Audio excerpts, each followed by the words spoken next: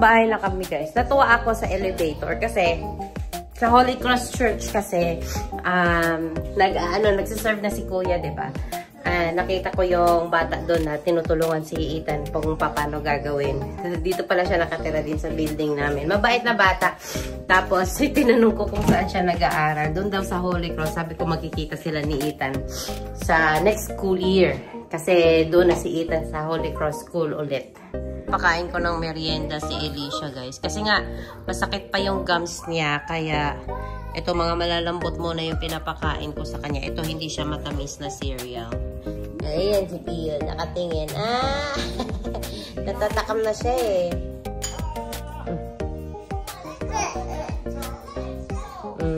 Magluluto na lang ako ng ano guys, kinataang manok.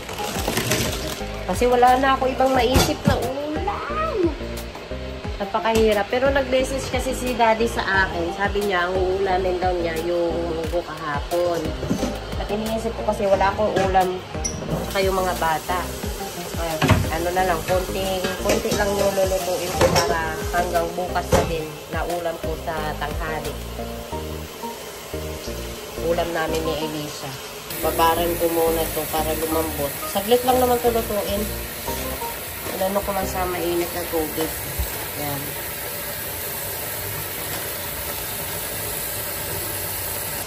Bihirang-bihira ako maggagata guys. Kasi bawal kasi si Daddy sa gata. Bawal sa gata. Kasi wala na yun siyang gallbladder. Tinanggal na yung gallbladder niya nang dahil nung, di ba, seaman si Daddy. Nung last na barko niya kasi, ay hindi pala last. AB pa siya nun. Hindi siya pasakayin kung hindi tatanggalin yung gallbladder niya kasi merong nakitaan na bato. Ewan ko, isa or dalawa lang ba. Pero nga, kumikirot na kasi yon. Kumikirot na yung gallbladder niya na yon. Kaya, sabi nung doktor, kailangan siya tanggalin kasi hindi siya pwedeng sumampa ng barko kapag hindi yung tatanggalin. Kaya wala na siyang gallbladder talaga. Kumuha lang ako ng gata. Isang gata lang. Yan. Kasi wala kaming dito. Wala kaming tunay. Wala kaming tunay na gata.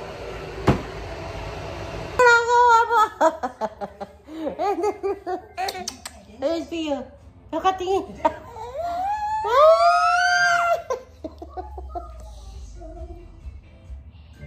Naglalambing kay mami eh.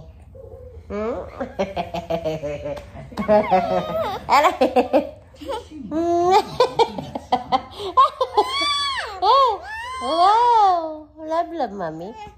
Love mommy. Love mommy. Love mommy.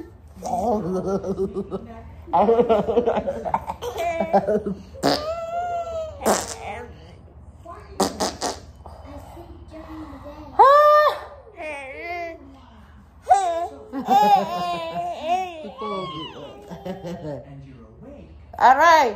Umalis ka na!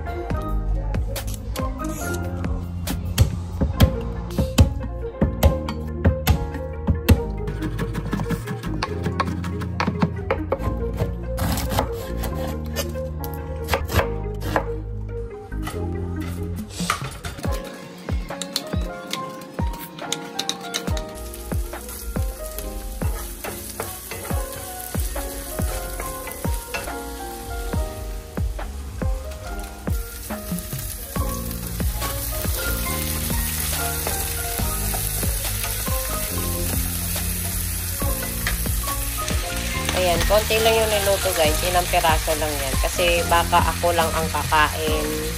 Hindi ko alam si daddy kung kakain siya. So, yan lang.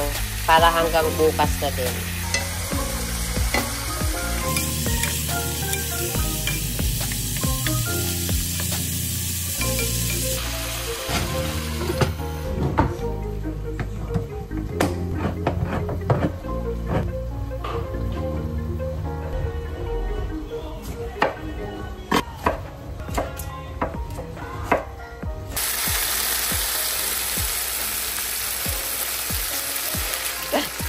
Ano ba yan? Bumuhos pa. Tumigas kasi. Hindi ko na shake.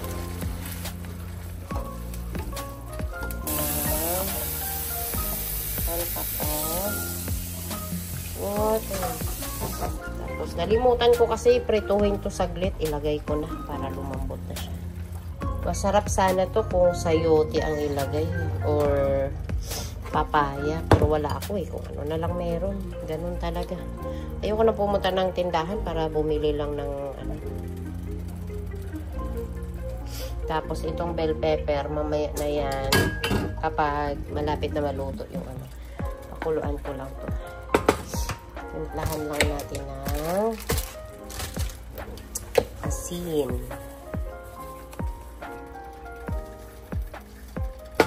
Tapos, medium.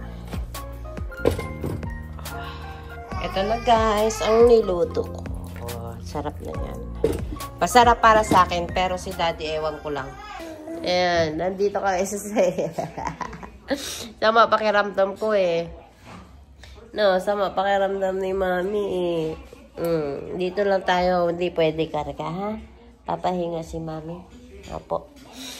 Gustong pakarga lagi. Eh, masama pakiramdam ko. Malapit na uwi si daddy guys. Kaya ito, nagluto na ako ng rice niya.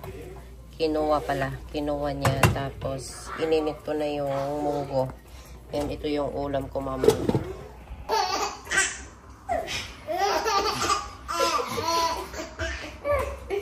Tawa-tawa, kuya.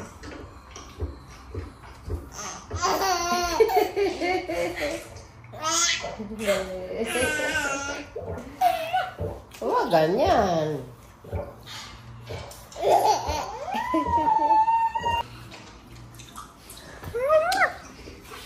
Sige na, katawanin mo.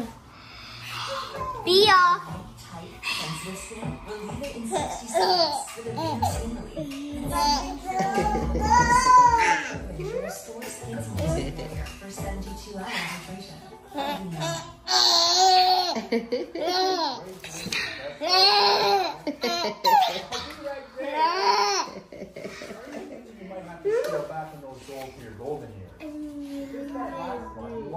That would be $2.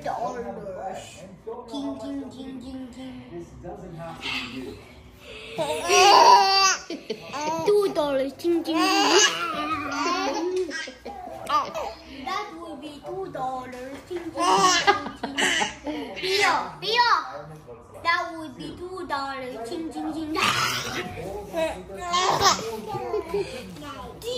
That would be $100. King, king, king, king.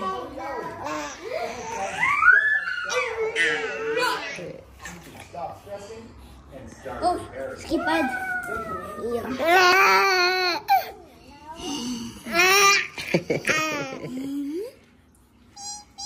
No, no.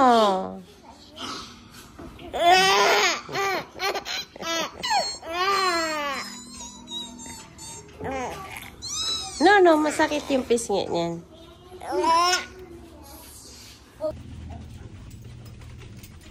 Wag na, nak. Hi guys. Pag ano kami, kukuha kami ng damit. May nagbibigyan ng damit. Pipick upin namin ngayon.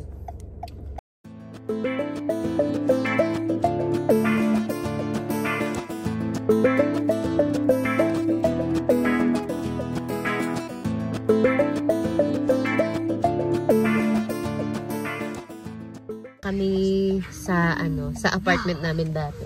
Hinihintay namin na lumabas yung kapitbahay namin dati. Siya yung nagbibigay sa amin ng damit para ni Alicia tsaka ni Ethan. Ilalabas lang niya. May naglalaro na pala ba, mga bata. Ayun, may naglalaro na doon. Ayun, mga bata. Oh, nakita ko. Dito kami dati, nag-resident manager. Oo, sinabi. Wala pa eh. Bili kami ng ice cream, guys. Sub-Zero.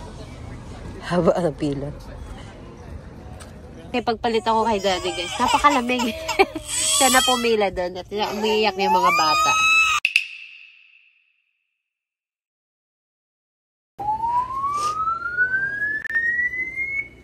I don't know what's going on.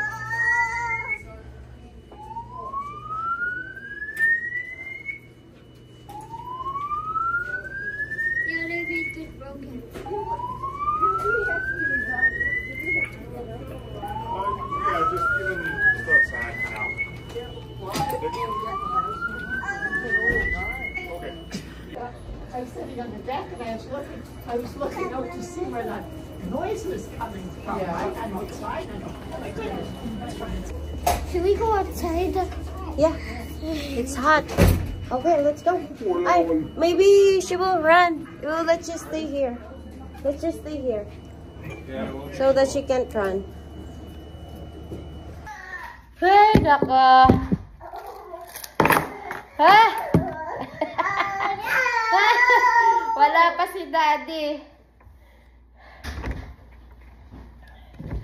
Ha? Nakakapagod, guys. Woo! Tapos, nag-alarm kasi yung habang naglilinis ako sa CR, paliguan kayo mga bata. Nag-alarm kasi baka may sunog sa ibang floor ba. Hindi, sabi nung nasa baba namin, baka daw pwede nang hindi nang bumaba. Sabi, sa isip-isip ko, kung may sunog, may mga maliliit kasi ako. Bababa na lang kami. Imagine niyo guys, nasa 10th floor kami. Tapos ganun.